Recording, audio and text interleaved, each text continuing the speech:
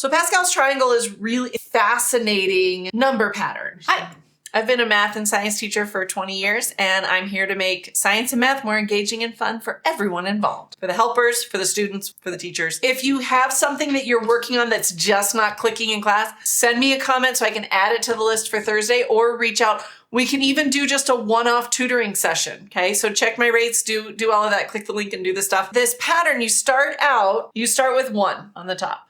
And then from there, you have 2 1s here. But then here, so that's our second row, right? Has these 2 1s in here.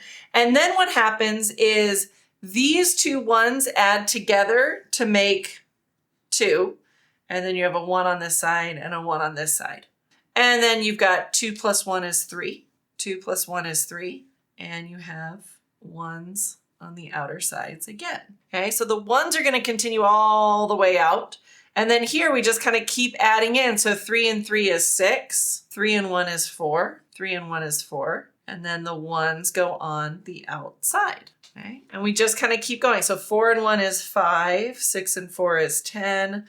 6 and 4 is 10. 4 and 1 is 5. And then 1 and 1. And there are so many different really cool, like fascinating number patterns that start arising from this. So one of the ones that, well, let's do one more row. Let's do this, 6, 15, 20, 15, 6, and then 1 and 1.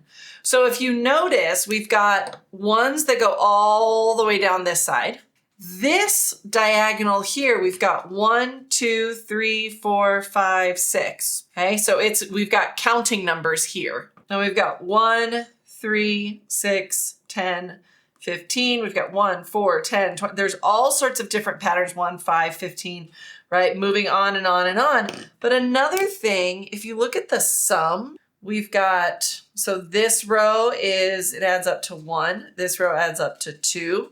This row adds up to 4.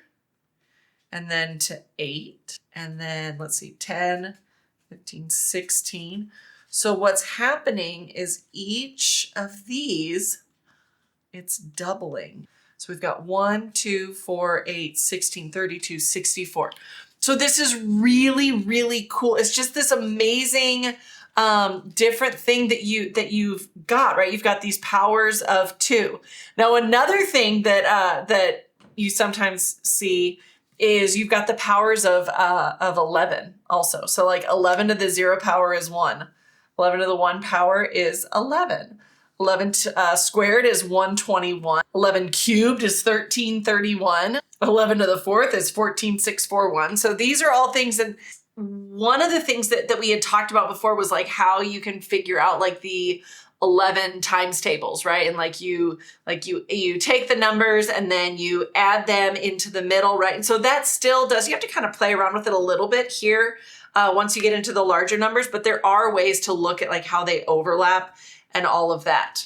So yeah, so Pascal's triangle is really cool and you can use it for factoring and kind of like squares and things like that, right? Excuse me. So like one thing that's really neat is if you look at something like 5 here, this 5, so 5 squared we know is 25, but 5 squared is also this 10 plus this 15. So this 4 squared is this, its neighbor, plus it's like downstairs neighbor, right? So it's next door neighbor plus the downstairs neighbor, so that's 16. 3 squared is 3 plus 6, that's 9.